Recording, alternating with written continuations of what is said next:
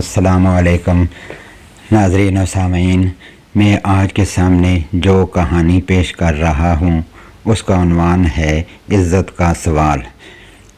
میرا ایک دوست انعامی اسکیموں میں حصہ لیتا رہتا ہے۔ چھوٹے بڑے کئی انعام بذریعہ قراندازی اس کے نکل چکے ہیں۔ وہ ہر چیز کے ریپر گھر میں محفوظ کر لیتا، صابن، چائے کے ڈبے اور بسکٹ وغیرہ کے ریپر۔ اس طرح بے شمار اشیاء کے ریپر اس کے گھر میں ذخیرے کی صورت میں موجود رہتے تھے۔ سگریٹ کے خالی پیکٹ بھی وہ جمع کرتا ہے۔ یہ بھی ایک چسکا ہے۔ مفت میں موٹر سائیکل، واشنگ مشین، دیگر اور چھوٹے بڑے انعامات وہ لے چکا ہے۔ چسکا یا عادت کوئی بھی ہو، آدمی کی گھٹی میں پڑ جائے تو مشکل سے جاتی ہے۔ انعام بھی تحفے کا درجہ رکھتا ہے۔ کباڑیوں کے پاس کباڑ کا جو ڈھیر لگا ہوتا ہے، اس ڈھیر میں بہت سے نایاب قیمتی ریپر پڑے رہتے ہیں۔ کباڑی ان ریپروں کو اہمیت نہیں دیتے۔ ایک تو یہ وجہ ہوتی ہے کہ وہ پڑھے لکھے بہت کم ہوتے ہیں۔ پھر ڈاک کے لفافے بھی اسکیم میں حصہ لینے کے لیے خریدنے پڑتے ہیں۔ انعام نہ نکلے تو تمام بھیجے گئے لفافے ضائع ہو جاتے ہیں۔ تیسری اہم اور بڑی وجہ یہ ہوتی ہے کہ کباڑی ویسے بھی امیر ہوتے ہیں۔ ان کا لاکھوں کا کاروبار ہوتا ہے۔ تھال میں یا تھیلے میں نوٹوں کے بنڈل رکھ کے وہ اونے پونے کباڑ خریدتے ہیں، اور جب کباڑ کا ٹرک بھر کے بھیجتے ہیں تو لاکھوں روپے حاصل ہوتے ہیں۔ ایسی صورت میں انہیں کیا ضرورت ہے کہ وہ اسکیموں میں حصہ لیں؟ انہیں ویسے بھی سر کھجانے کی فرصت نہیں۔ لاکھوں کا کاروبار اور ٹیکس سے مستثنا کاٹھ کباڑ کے ڈھیر کو دیکھ کے گورنمنٹ آفیسر ان کی طرف متوجہ نہیں ہوتے۔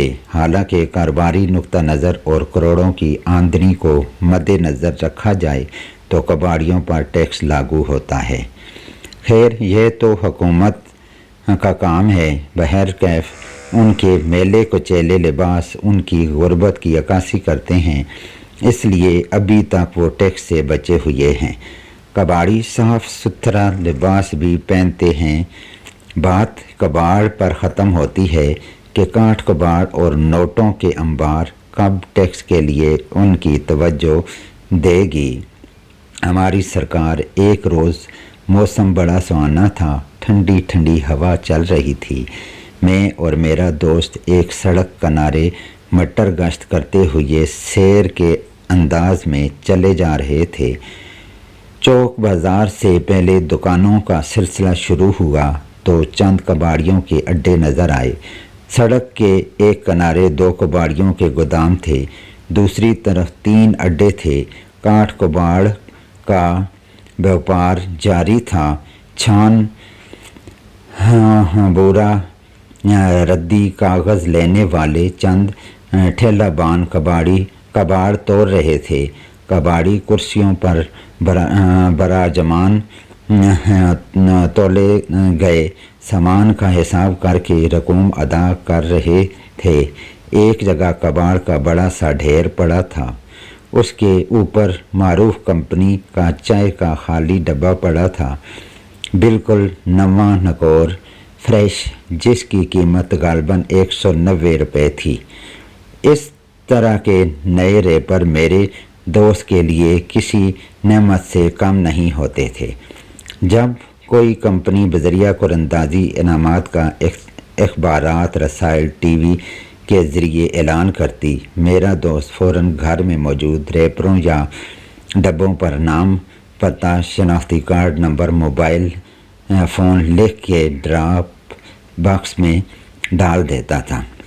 بھتیجے بھیجتے تو کئی لوگ ہوں گے، لیکن ان میں میرے دوست کی انٹری زیادہ ہوتی تھی، اس لیے کوئی نہ کوئی انعام اس کے نام نکل آتا تھا۔ مفت کی जमा शुदा रेपर उसके इनाम याफ्तगान में शामिल होने का सबब बन जाते थे।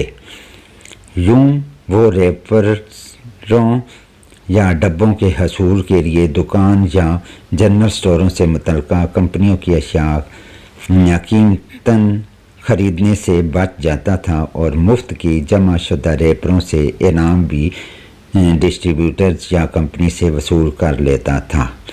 इनाम देने वाली कंपनियां इस तरह के हेर फेर से वाकिफ़ होने के बावजूद इनाम याफ्ता शख्स को लाजमी इनाम से नवाजती हैं, क्योंकि उनकी कंपनी के रेपर पर यह तो लिखा नहीं होता कि यह सौदा ख़रीद के रेपर भेजा गया है या कचरे के ढेर से उठाया गया है। जिस तरह गवर्नमेंट का नोट करामद होता है, वो चाहे किसी को सड़क पर पड़ा हुआ मिले या तनख्वाह की मदद से मिले, हर दुकान पर वो नोट चलता है। इसी तरह हर कंपनी का रेपर भी मुस्तनद होता है। आप दुकान से माल ख़रीद के खाली रेपर भेजें या कचरे के ढेर से उठाएं, रेपर कट्टा फट्टा और मशकूक मेला कचेला न हो तो आपकी एंट्री काबिल कबूल, वरना सारी मेहनत फजूल। मेरे दोस्त की तरह हज़ारों लोग मुफ्त के रेपर और साशे भेज के इनाम ले लेते हैं। आवाम की ये दीदा दिलेरी और हेरा फेरी पर अब कई कंपनियां होशियार हो गई हैं। अब या तो नए माल पर सितारे का निशान बना के वो ये शर्त रखते हैं कि सुनहरी सितारे वाला रेपर फौरी भेजें और कुरंदाजी के ज़रिए लाखों के इनामात हासिल करें, या फिर डब्बे में कूपन डाला जाता है। डब्बा खोल के कूपन निकालें और नाम, पता, शनाख्ती कार्ड नंबर लिख के पीओ बॉक्स नंबर पर भेज दें या डिस्ट्रीब्यूटर के पास कूपन जमा कराएं। इस स्कीम से मेरे दोस्त जैसे मुफ्त खोरे पुराने बग़ैर निशान वाले रेपर भेजने से महरूम रहते हैं। पूरी यूं कंपनी की सेल बढ़ जाती है और मेरे दोस्त जैसे मुफ्त खोरे भी चालबाजी का मुजाहरा नहीं कर पाते। इस तरह इनाम मिलता है सही हकदारों और ख़रीदारों को। चाहे कंपनी का खाली डब्बा देख कर मेरे दोस्त के रेपर जमा करने वाली राग फड़की वो कचरे के ढेर की तरफ बढ़ा और उसके ऊपर से खाली डब्बा उठाया। कबाड़ी की निगाह इधर हुई तो उसने आवाज़ दी, अंकल ये डब्बा रख दें। कबाड़ी की ये बात सुनकर मेरे दोस्त के पैरों तले से ज़मीन निकल गई। इज़्ज़त सब को प्यारी होती है, बेइज्जती का सबको डर होता है। कबाड़ी की आवाज़ पर दूसरे कबाड़ी मेरे दोस्त की हालत और बुखलाहट से लुत्फ़ लेने की खातिर मेरे दोस्त को तकने लगे। मेरे दोस्त की गलती यह थी कि उसने बिला इजाज़त यह हरकत की थी जो कबाड़ी को नागवार गुजरी। डब्बा भी मामूली था, कोई कीमती चीज़ न थी, लेकिन वो कबाड़ी का कबाड़ था, उनकी मलकियत था। मालिक की मर्ज़ी मामूली बात पर टोक दे। कबाड़ी की आवाज़ और दूसरे कबाड़ियों के तवज्जो ने मेरे दोस्त के औसान ख़ता कर दिए। मेरा दोस्त बला का आयार और तेज़ तराज है। अचानक उस अफ्तादे से निपटने का उसने हल तलाश कर लिया।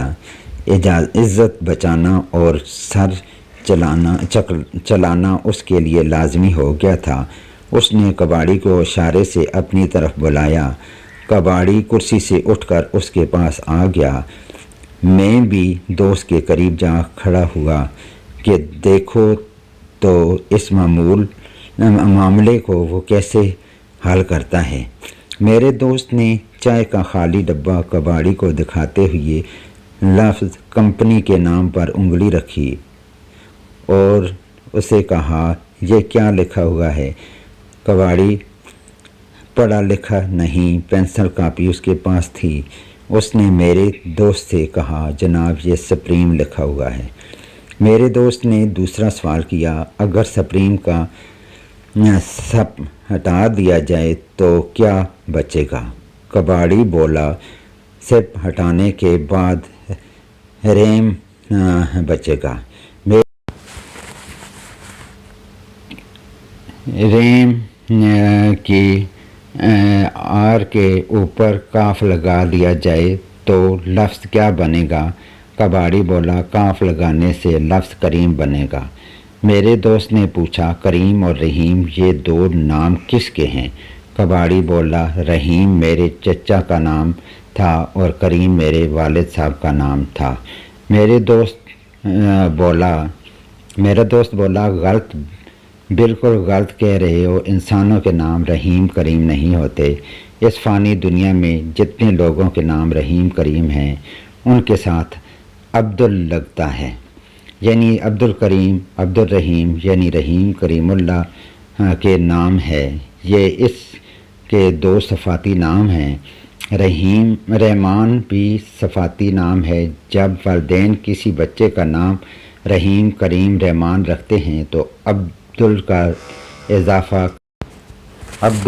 اضافہ کر دیتے ہیں۔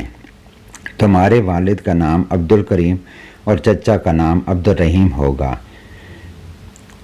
کباڑی بولا آپ بالکل درست فرما رہے ہیں، ان کے نام عبد الکریم اور عبد الرحیم تھے۔ میرا دوست بولا لفظ سپریم کا سپ ہٹاؤ پر کاف لگاؤ تو لفظ کریم بنتا ہے۔ سپریم کے 3 لفظ ریم مقدس الفاظ ہیں، صرف کاف کی کمی سے، اور یہ مقدس حروف کباڑ پر پڑے ہیں۔ ایسے مقدس حروف کو کباڑ پر ڈال کے تم آرام سے کرسی پر بیٹھے ہوئے ہو، لفظ کے بے ادبی کرنے کے تم مرتکب ہوئے ہو۔ اس لیے میں سمجھاؤں کہ تم مفت میں گناہ گار ہو رہے ہو۔ تم پر یہ لازم ہے کہ ایسے الفاظ کا احترام کرو اور ان کو بلند جگہ پر ادب سے رکھو تاکہ تمہاری نیکیوں میں اضافہ ہو۔ کیا میں غلط کہہ رہا ہوں؟ کباڑی نے ہاتھ کے انگوٹھے سے اپنی پیٹھ کھجائی اور بولا آپ درست فرما رہے ہیں، یہ میری غلطی ہے۔ آپ یہ ڈبہ لے جائیں اور کسی اونچی جگہ پر رکھ دیں تاکہ مقدس الفاظ کی بے حرمتی نہ ہو۔ میں نے واقعی بہت بڑی غلطی کی ہے۔ ٹھیک ہے، اسے میں لے جاتا ہوں، آئندہ ایسی غلطی ہرگز مت کرنا ورنہ گناہگار ہوتے رہو گے۔ میرا دوست بولا۔ پھر اس نے کباڑی سے ہاتھ ملایا اور ہم آگے بڑھ گئے۔ میں نے رستے میں پوچھا یہ سب کیا چکر ہے؟ میرا دوست بولا میں یہ فلسفہ پیش نہ کرتا تو میری بےعزتی ہو گئی تھی۔ ظالم کا بچہ بڑا سیانہ بن رہا تھا۔ ڈب رکھ دو جی، ڈبہ واپس رکھنا میری بےعزتی تھی۔ ویسے میں نے ایسے غلط کچھ نہیں کہا، مقدس الفاظ کا ادب کرنا ہم سب پر فرض ہے۔ میرا دوست بولا اور میں سب کچھ سمجھ کے گردن ہلاتے رہ گیا۔ Please subscribe my channel. شکریہ۔